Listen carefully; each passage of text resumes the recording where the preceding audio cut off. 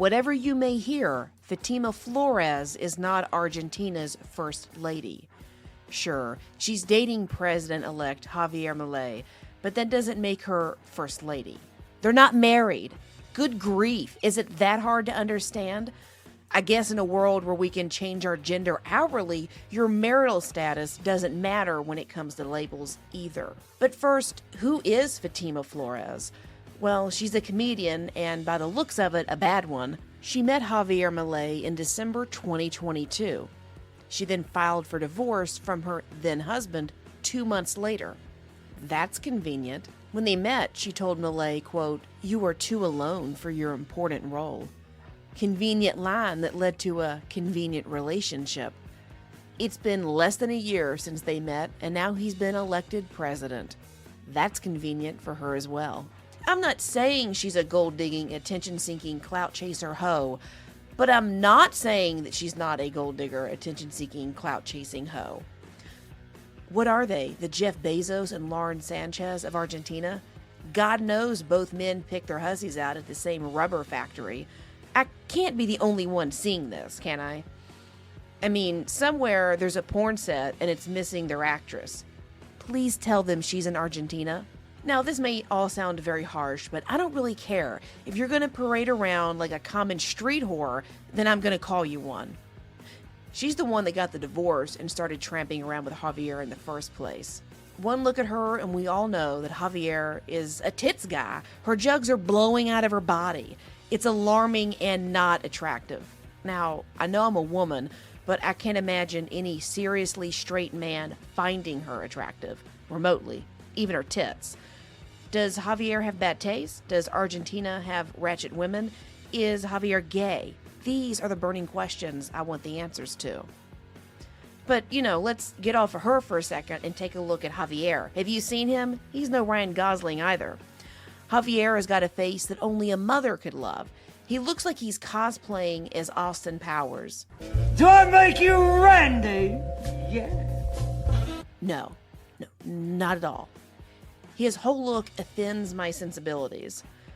I don't want to make fun of someone's looks, but there's a difference between what you can control and what you can't control in your appearance. And he can control a lot, and he's not. He's choosing to look like Austin Powers' love child, and that's on him. Probably helped him get elected, because apparently you gotta look like a goofball these days to get nominated for anything. He's got sideburns, for crying out loud. They're encroaching on his actual mouth. It looks like he's gonna eat his own face hair. And does he know that you can trim eyebrows? Just take some scissors up there and some tweezers, okay, or a wax? Okay. And what exactly is that thing that is on his dome? Is it hair? A rug? I don't know what to look at first. The bad cut, the frizz, the fact that it hasn't seen a hairbrush in a good decade.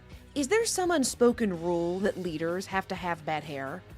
First, we got Trump, who we all know has that glowing thing sitting atop his noodle. But, you saw the Republican debate stage last time around. Do all these politicians around the world go to the same blind barber? But back to that 50% off post-Halloween arm candy known as Fatima Flores. She's not the first lady. I can't stop repeating that. She will when she gets married, and then I'll refer to her as that. Although that will be a disgrace to the title. First lady equals wife of president. There is no other lady. Not almost first lady, not engaged first lady, not first lady to be. It's kind of an insult to first ladies everywhere. Sure, they're all power-hungry couples, but sweet baby Jesus, they at least made sure to get married and earn that title. How can you pretend to take a permanent title like first lady, but then you won't commit to that president in marriage? So we should go ahead and heap honorary titles upon you because you're the current flavor of the week, his fresh side piece? I just don't know why the media does stuff like this. Can they read the dictionary?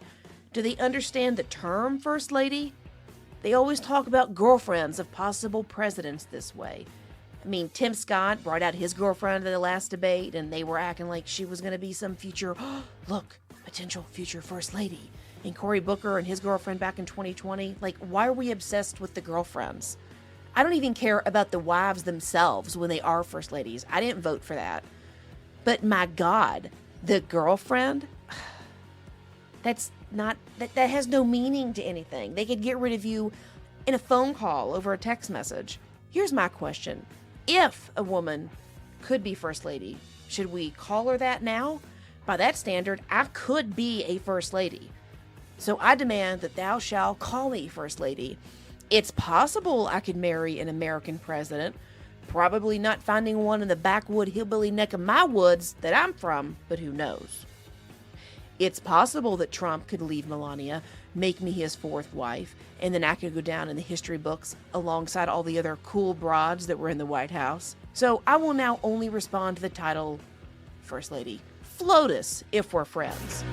And how dare you say I can't? It's possible. Hey, at least with me, I'll keep my tits inside my blouse where they belong.